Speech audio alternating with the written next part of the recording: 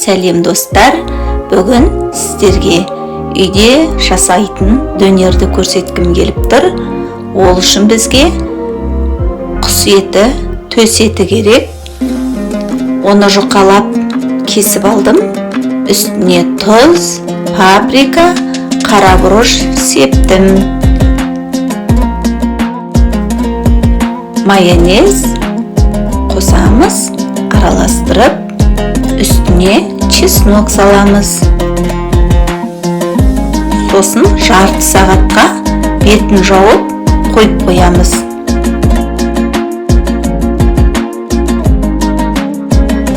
Жарты сағаттан соң осылай майымызды қыздырып, кішкене ғана май құясыздар, қыздырып, дайын мариновкада тұрған төс етімізді қуырып аламыз.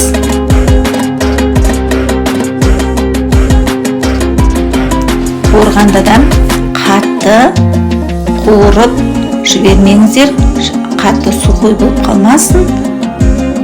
Өстіп араластырып, піскен соң аламыз. Ол үшін қиярымызды осылай ұзын соломка қылып тураймыз. Помидорымызды да осылай ұзын қылып турап аламыз.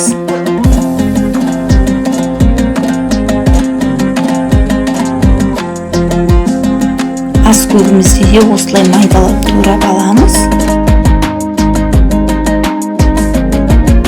Пиязды турап, оны мұздай сумен бір жуып жіберіп, үстіне тұз сеуіп араластырамыз. Оның үстіне аскөгімізді салып араластырып қойдым. Осылай керекті заттарымыздың барлығын дайындап аламыз.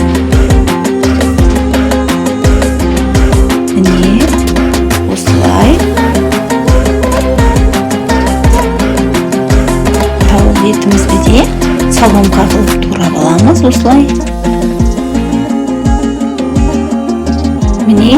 лавашымызды жайып, үстіне майонезімізді жағып, туралған қиярымызды, помидорымызды, морковь салат болса морковь салат, капуста салаты болса капуста салат, өздеріңіз үйде не бар соны саласыздар. Және үстіне пиязымызды қойып, оның үстіне туралған төс етімізді қоямыз. Осылай енді үстіне майонезімізді себіп ораймыз.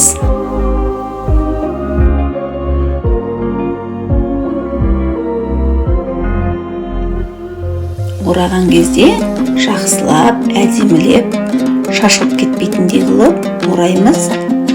Оны сковородкамызды қыздырып қойып, сковородкаға апарып саламыз.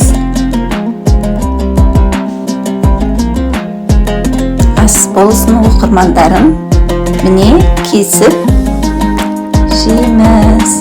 Қытырлап тұр, өте керемет. Лавашы да өте қытырлап болып, әдем болып шықты. Ас болсын.